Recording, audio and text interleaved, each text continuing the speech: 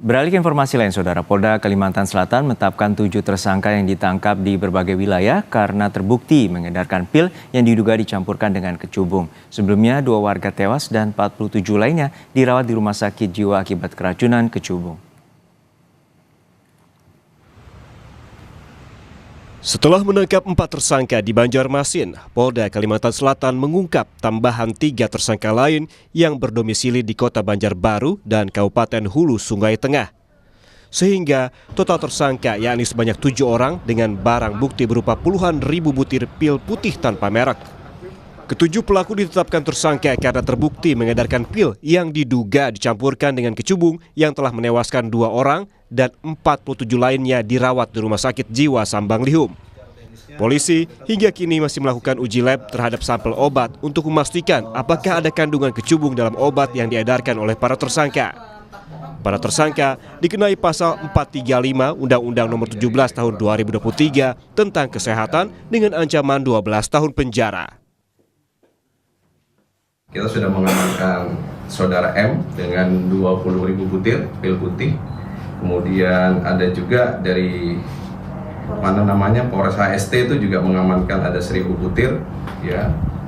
Jadi ada saudara MF dan MA. Kemudian di Banjarmasin ada 3 orang juga dengan 900 ya butir, mengamankan 3 orang tersangka MS, IR dan SG.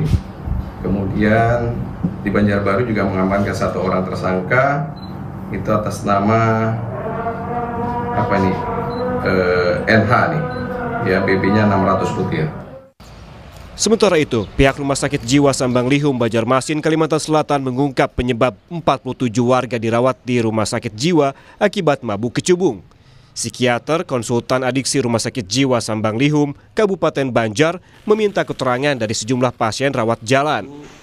Pasien mengaku mengonsumsi 2 hingga 5 butir obat jenis tertentu yang dibeli secara bebas dengan penjual yang sama dan dicampur dengan kecubung.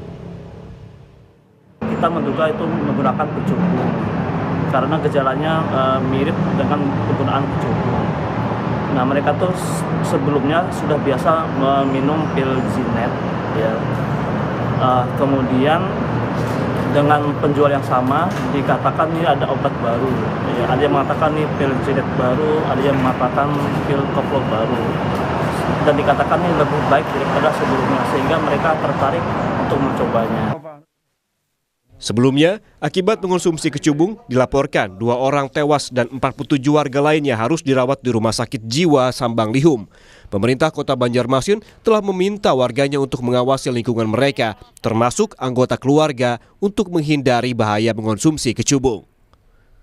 Tim Liputan, Kompas TV, Banjarmasin, Kalimantan Selatan.